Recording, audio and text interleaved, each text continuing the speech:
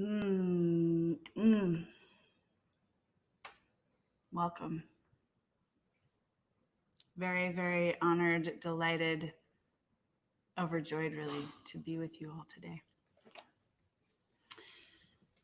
The subject of today's live is relief. And if you don't already know me, my name is Jessie Johnson, and I am speaking as a seven-figure business owner. And I'm here to tell you that the feeling of relief is really important. It's important when you're beginning your business. It's important when you're expanding your business. It's important when you are experiencing contrast in your business, when things aren't going the way you want them to. It's important when you are hitting seven figures, and it's important when you're going beyond it. Relief. What does this word mean? It's not escape. I'm not talking about escape. I think that most people associate the word relief with some kind of ending, like this thing will just stop. And so if they're looking for relief, which in some ways everyone is looking for relief, they'll just stop whatever the thing is, run home, crawl into mommy's lap, hide in the meditation cave, avoid, obscure, close off. That's not what I'm talking about. I'm talking about the kind of relief that feels like, I can wake up more. I can live more. I can lean in more. I can say yes more. I can feel safe more. I can open more. There's more here for me. Yes, more. Relief is always here. Relief is always here. Relief is always here. Relief is always here. Can you find it? Can you feel it? In this moment, reach for it. Where is there relief for you? I'll give you some examples. A friend of mine is super into human design, and she is a manifester. If you know what that means, great. If you don't, it doesn't matter. Manifestors, according to human design, are misunderstood, kind of as a rule. There's like nothing for it. They can't help it. And it is a relief for her to let go of trying to be understood. And when she shared this with me, I'm not a manifester. I mean, I'm a manifester, but not a human design manifester.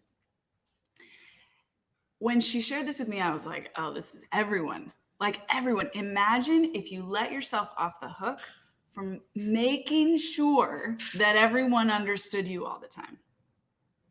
If you just allowed people to misunderstand you, is there relief there? I don't have to do that particular effortful, impossible task, right? Because it doesn't work.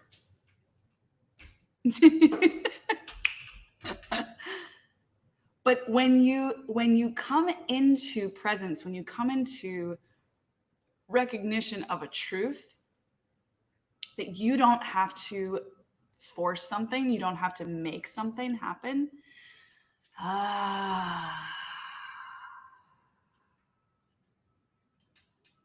This is also one of those things that you can make the sound even if you're not feeling it yet, and it will take you close to feeling. It will point you in the direction of the feeling. So everybody, wherever you are, if you're in big public, you can do this relatively privately. If you're alone, just go for it.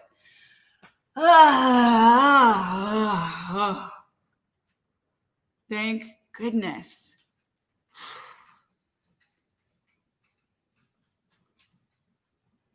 What a relief. What a relief. I don't have to be something that I'm not.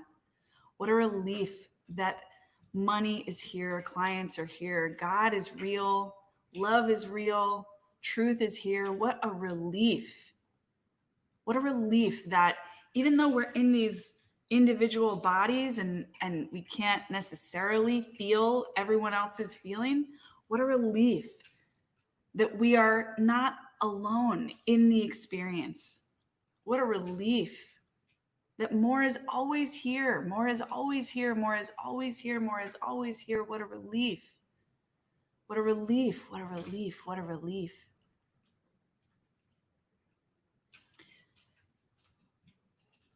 Relief was not a feeling that I prioritized before I started my business. I'm not even sure that I had a relationship to that word. It's not that I didn't value it, but it wasn't a conscious goal of mine. At the time when I started my business, coming up on 5 years ago, I actually think I valued explicitly, consciously, I valued the opposite. I valued suffering. I valued hard work. I valued a kind of martyrdom. I thought that it showed my worth that I was working so hard. So, I had to unlearn that without giving up the thread of relevance there, right? Like I'm not saying you just like laze on the couch for the rest of your life or that you exit this world to find relief. That's not what I'm talking about. There's a sweet spot there. And in order to find the sweet spot, you have to loosen your grip a little bit on how stringently you hold on to your own sense of suffering as proof of your worth, proof of your value. So even in that, there's relief. I don't have to prove myself. I don't have to prove that I'm worthy. I am worthy. I've been worthy since I was born. I didn't do anything after being born to reduce my value. If anything, I've just added to my value. Does that mean I'm perfect? Absolutely not. Does that mean that I do everything right and never make any mistakes? Of course not. That's not what worth is based on. Relief is what is available in infinite abundance when we stop trying to do impossible things that are irrelevant anyway. Like proving we're worthy, like proving we're lovable, proving we are likable, proving we deserve to be happy. You can't prove something that is, I shouldn't say you can't. It's a waste of time to prove that gravity is real. For most of us, maybe there's a couple people who are like scientists, but like it just is. Chill about that.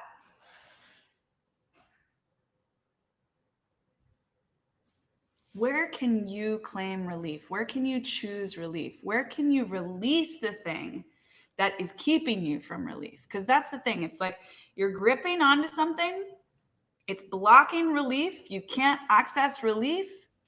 As soon as you let go, thank God. Thank God I'm not in charge of the whole universe. What a relief. What a relief. I'm just responsible for me and my life. Only mine. I'm not even responsible for my husband's life. I'm not even responsible for my parents' life, my children's lives. Like at a practical level with kids, of course, we want to feed them and shelter them and take them to school and make sure that we provide for them. But on a deeper level, on a spiritual level, we're not responsible for anyone else.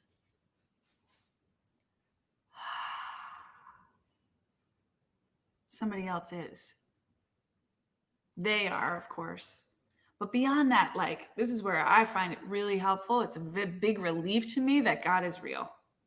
Big relief, because guess who's holding all the other people on the planet? Guess who's taking care of the cosmos? Not me. Thank goodness.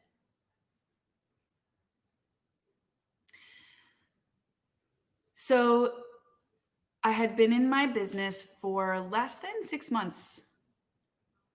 I had my first client in January 2016, and in March 2016, I decided that I wanted to make $15,000.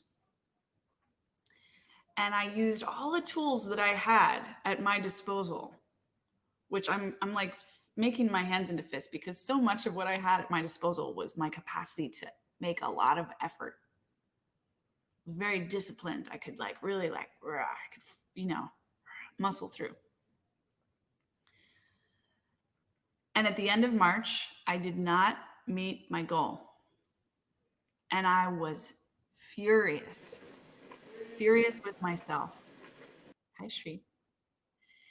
And just enraged. I was not used to so consciously setting a goal and so completely failing to reach that goal. It brought up a lot of shame and judgment, the opposite of relief. That was a moment where I felt the opposite of relief. I felt fury, I felt frustration, I felt impatience, I felt judgment, I felt shame, I felt wrong, I felt less than, I felt like this shouldn't be happening. I felt pain, I felt suffering. And I talked with my coach and we debriefed what had happened. What had I done to create not making 15,000 in a month? What had I not done to create not making 15,000 in a month? And as we studied and researched, she had to keep reminding me, stop making this wrong. Stop making this wrong. Stop shaming yourself. You can't look at this if you're shaming yourself. All right, okay. What an asshole. I'm still shaming myself. Like this is like a vicious cycle. It's tricky to interrupt that. Y'all know what I'm talking about, right? Give me a little heart, little compassionate heart if you know what I'm talking about. In my experience, this is such a human phenomenon. We're so hard on ourselves. So I was hard on myself as we were looking at it, and she was helping me to just look at it without being hard on myself. And then she was helping me to study like what was really going on. Why hadn't it happened? I just want to interrupt this for a moment to plant the seed. We can talk about this more later. That we are very actively creating our experience. The premise of this teaching and everything I teach rests on the understanding that this is not arbitrary. It's not coincidence. It's not like I just didn't do it and it was completely out of my control. It was based on the assumption that actually like I did something to create the result that I got, and maybe I didn't do something that I needed to. And understanding cause and effect was really important because otherwise I'm just at the whim of the universe. And if I'm trying to create a vision, that doesn't feel relieving. That feels incredibly stressful. That feels incredibly hard.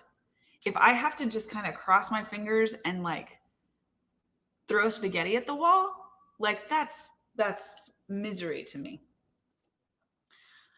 So it was this whole process, this whole conversation was radical on many levels, right? It was radical to look at what hadn't worked. It was radical to do that without making myself bad or wrong or less than. It was radical to do both of those things while still taking personal responsibility and being willing to say, oh yeah, like what did I do here? What actually happened here? Like, let me put on my science researcher hat and study.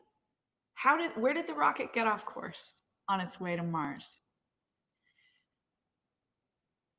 And then I still didn't know, right? Like at the end of all this, I was like, what the hell?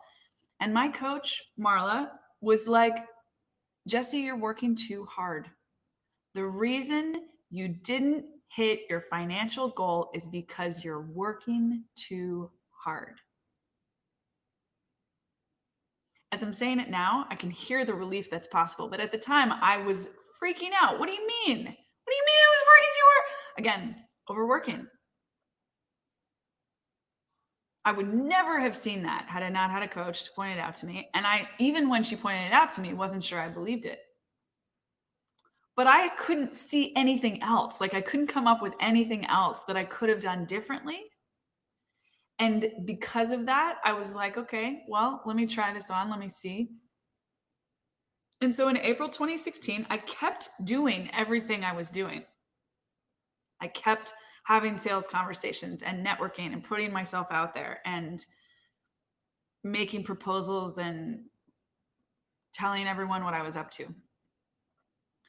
But moment to moment, I looked for how can I do this with ease? How can I allow grace in? What does it mean? Like a meditation or a koan. Like, what does it mean to bring more ease in? If that's the missing ingredient, what is it? Where is it? Relief, relief, relief. Oh, what if the key to you reaching your goals was more relief, more ease? What if it wasn't working harder? Can you feel the relief in that? And it's okay if you can't. If you can't, if you're like me back in the end of March 2016, feeling like, I mean, I don't know, maybe that's a nice idea, but you know, it's like, what is it? Let yourself have the cognitive dissonance. If that's what's there for you. Christina just said, it sounds good, but hard to believe with that experience. Well, let me tell you, like, yeah, that's the whole thing. That's the whole challenge with exponential growth, with mindset growth, is that you have to act as if you believe something you've never experienced before. This is why spiritual practice is so valuable to entrepreneurs, because spiritual practitioners have cultivated a relationship with faith and, frankly, a relationship with relief, because that's what we find in our spiritual practice is relief, ease, grace. And so when you can, is not necessarily the default setting, just because you have a spiritual practice doesn't necessarily mean you'll bring that into your business, but it means that the resource is there. You know how to do it. You just need to bring it into your experience of your business. What would it be like if this sales conversation or this newsletter writing experience or this meeting with my team felt as sweet as the most blissful meditation? What parts of me that are used to gripping would have to let go? What do I not want to let go of that might be helpful to let go of?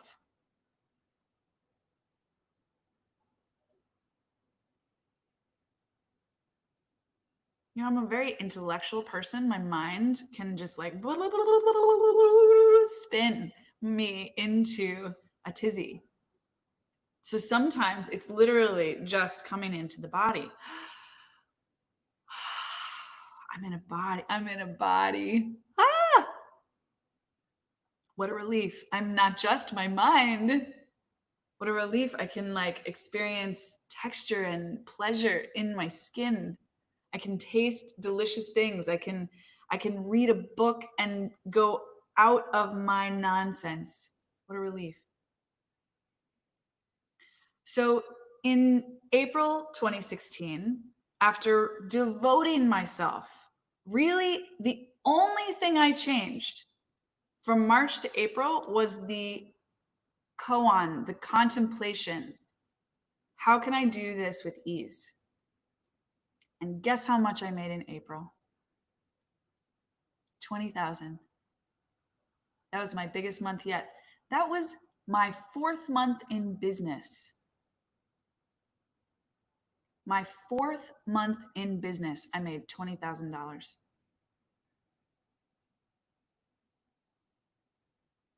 Did I do it by chilling on a beach? No. I was working actually 2 jobs at the time. I was still working in public schools and I was working in my business. So I'm not saying just quit. I'm saying in the practice, in the action, look for relief. The relief comes from the belief system. It comes from what you're doing to yourself on the inside. What's the first thought that you think in the morning? Is it kind? Is it loving to yourself? Or is it berating or procrastinating, judging? Like, really look at how you talk to yourself. Are you talking to yourself in a way that allows even the slimmest possibility of relief? Or are you just beating yourself up all the time for everything you haven't done yet, everything you haven't accomplished, everything you wished you'd done but hasn't happened, everything you don't understand?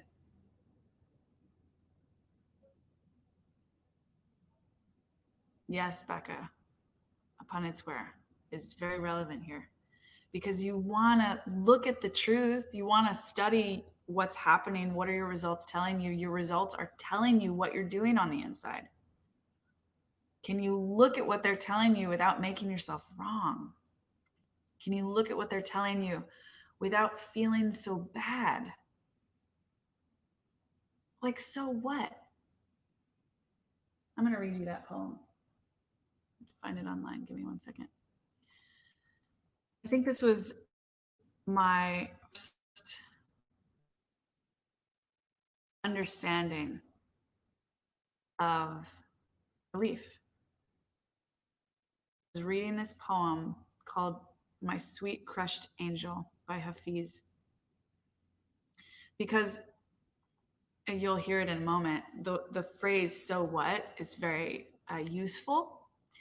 And I'd never felt that before. Like, up until that point, I was in India, the first time I was in India when I read this poem.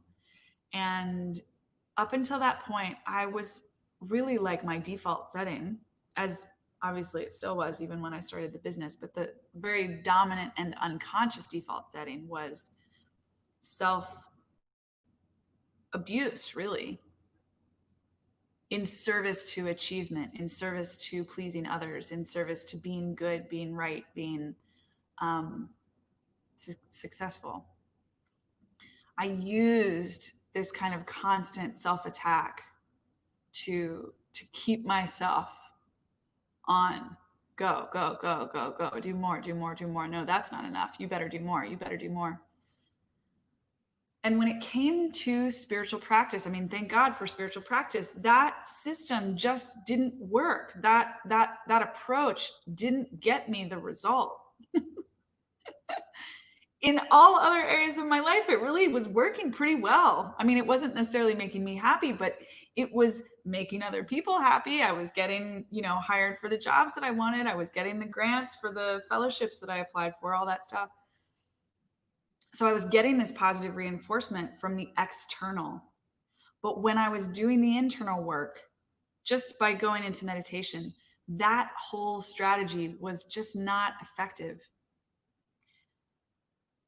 And I was experiencing a similar kind of frustration. Like, I'm trying so hard. Why isn't it working? I'm trying so hard to connect with God. Where is God? And then I read this poem, and I'll read it to you. This really helped me. It helps me still. Hi, Anu. You have not danced so badly, my dear, trying to hold hands with the beautiful one. You have waltzed with great style, my sweet crushed angel, to have ever neared God's heart at all. Our partner is notoriously difficult to follow, and even his best musicians are not always easy to hear. So what if the music has stopped for a while? So what if the price of admission to the divine is out of reach tonight? So what, my dear, if you do not have the ante to gamble for real love? The mind and body are famous for holding the heart ransom. But Hafiz knows the beloved's eternal habits. Have patience, for he will not be able to resist your longing for long. You have not danced so badly, my dear, trying to kiss the beautiful one. You have actually waltzed with tremendous style. Oh my sweet crushed angel. So this is the same. Like, so what? So what? I didn't make $15,000 in March 2016. Like, really? Not in a like, so what? It doesn't matter, but really asking, like, so what? What's the meaning that I made out of that? The meaning that I made out of that was probably something like, I can never do it. If I didn't do it the first time I tried, I'll never be able to do it. What kind of useless piece of poop am I? That's probably the kind of thought I was thinking. So for that kind of thought, so what is very helpful. Like, so what? So what? You didn't do it the first time. What do you want to do now? What do you want to do now? Have patience, for he will not be able to resist your longing for long. And when you're talking about a spiritual business, a business that is the expression of your purpose, your vision, this is the most divine thing there is. It's non-different from reaching for God in meditation. Have patience, for he will not be able to resist your longing for long. Have patience. Your soul will not be able to be stymied. Have patience. Your vision wants to come through you. Have patience with yourself. There's something you're learning. Have patience. Look for relief. Let yourself feel good while you're learning. Because guess what? March 2016 was not the last time I set a financial goal. Nor was it the last time that I didn't reach it the first time I tried. Our subconscious keeps us from relief. It keeps us from feeling good while we're in this growth process in the hopes that we'll give up.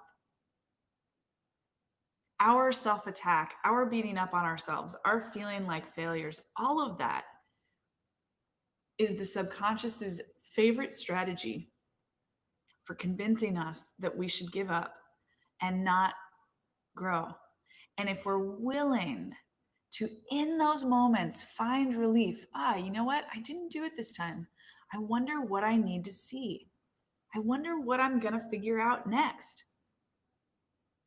Because here's the brilliant, phenomenal, extraordinary truth that I could not have known until April 2016. Once I made the $20,000, more than my original goal, once I did that and I did it with ease, I was so fucking grateful that I had not been successful in March. If I had been successful in hitting my goal in March of 2016, it would have reinforced that my self-attack, that my self-abuse, that my pushing myself, sacrificing myself, martyring myself, overworking, that was a good strategy. And I would have fucking built my whole business on that. Thank God I didn't hit that goal the first time around. Because as a result of not hitting it and continuing to work on it, I successfully found ease and the result that I wanted. I found a way to do it in a way that felt good to me, that didn't require my self-compromise, my self-sacrifice. And once I had that, then I knew I could have it. Then my subconscious broke. That particular belief, there were two that broke. And this goes back to Christina's point about how this, like the legitimate perplexity, challenge, sort of inner conflict in reaching for something that you haven't experienced yet. The subconscious can't make sense of it. It cannot find it. It can't believe in it, really. So you're going to have that part of you that doesn't believe in it. But if you're willing to have faith that your vision has been given to you, and you wouldn't be reaching for these goals, you wouldn't be seeing these visions, you wouldn't be having these dreams, you wouldn't be feeling called in the way that you are if it wasn't possible, if it wasn't here for you. If you're willing to keep going, when you have the experience, your subconscious will evolve. It's the only way that it happens. And it's frankly, it's pretty rare. I don't think I'd ever experienced this truly before until April 2016. So April 2016, I made $20,000, right? I surpassed my first financial goal. The second time I tried in my 4th month of business ever. And in the process, 2 subconscious beliefs that I had had for my entire life, which at that point I was 35, 36 years old. 2 of those beliefs dropped and fell away forever. One was that I didn't know how to make $20,000 in a month. I don't even know that I was consciously aware that I had that limiting belief, but because I hadn't done it, I was like, I don't know if I can. I don't know if that's possible for me. Maybe it's possible for somebody else, but I don't know if it's possible for me. Well, as soon as I did it, it was like, well, yeah, it's possible. That belief just literally fell away.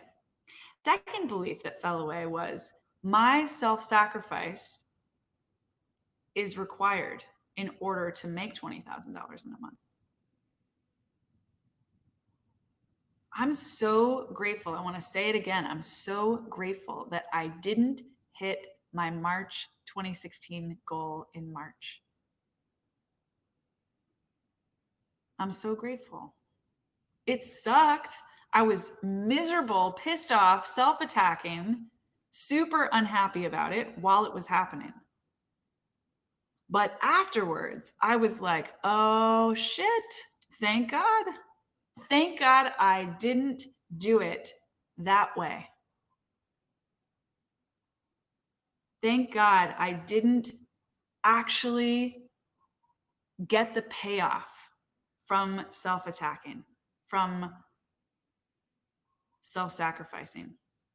I don't want the payoff to come from self-sacrifice. I don't want to trade my life force for dollars. I don't want to trade my body for dollars. I don't want to trade my love for dollars. I don't want to sacrifice anything. No sacrifice, no trade-offs, no compromise. That's what this business is built on. That's what this mission is built on. That you, listen, if I could do this, you can do this. I was a math teacher. I never sold Girl Scout cookies. I knew virtually nothing about business. This was my 3rd and my 4th month working with clients in my own business. I had literally just started. If I can do this, you can do this. And your spiritual practice can help you do this. Relief can help you do this. Prioritizing, not compromising, not apologizing, not trading off, not accepting less, not sacrificing. That's the path.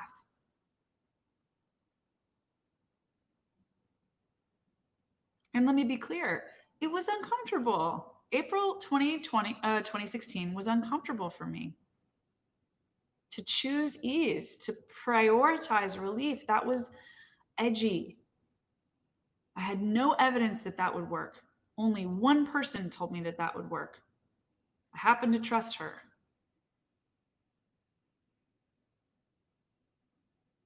Nobody else, like really nobody else, had told me that that would work. Not for making money.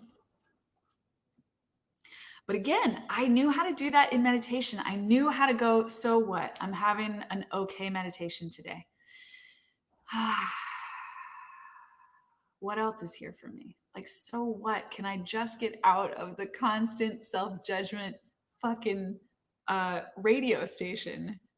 Can I tune into something else? So what? My brain is thinking negative thoughts. So what? Everything isn't under my control. Like, so what? Really, Jesse Johnson? You want to be the supreme controller of the entire universe? No, I didn't think so. Fucking chill yourself down. Like, chill out. Simmer. Simmer. When it comes to your when it comes to your work around money, I want to encourage you to raise the standard on how good you feel about yourself. Not just to maintain it, but to raise it. Like, use money, your work around money, your financial goals, the way that you feel when you spend money, the way that you feel when you make money, to bring more relief in, not less, more ease in, not less, more love in, not less, more openness in, not less, more self-acceptance in, not less. To really like, and let there be cognitive dissonance. If you're like, what? Great, great, great, great. No problem there. Stay with it. Look at what you're gripping onto. Do the things that you grip to feel good? If they feel good, great. Your vision should feel good. It might feel vulnerable. It might threaten or challenge your subconscious beliefs. But when you tune into what you are actually here to do at the scale that you're here to do it, that should feel good. And if you're clinging to struggle, if you're clinging to challenge, if you're clinging to martyrdom, if you're clinging to beliefs like this has to be hard or this has to take a long time, those might feel comfortable, but they aren't about relief. So you can use relief as a litmus test to evaluate your beliefs.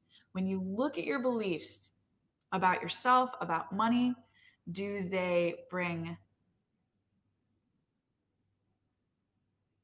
more relief or less? And if it brings more relief, I'd hang on to that one. And if it feels like less relief, I'd look at that one and maybe let that one go. Remembering that I'm talking about what you do on the inside, not on the outside. On the outside, you're taking action, you're putting yourself out there, you're going on social media, you're doing lives, you are reaching out to all the people that you know and telling them what you're doing and how excited you are about doing it. And you're letting yourself be seen and you're letting yourself be vulnerable and you're letting yourself feel whatever comes up as you do that. And as you do it, you're claiming more relief. Someone might reject me. You know what? Maybe that's fine. Maybe someone won't like me. What if that doesn't matter? That there might be a lot of relief in there.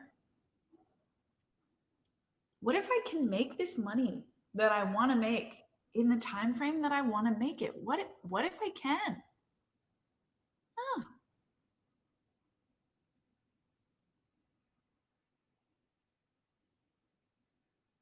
Very good work. I love you guys. See you again next week. It's going to be great. This week is going to be great. It's already so good. It's already so good. And there's so many people that don't understand what we're talking about here. Know that the more that you claim relief, the more you can be generous with other people, the more you can share your overflow. Okay? So it's a service to the world for you to claim more relief, not escape. Not escape. You're not abandoning people. You're not throwing them under the bus. You're finding the resources on the inside that can actually position you to help.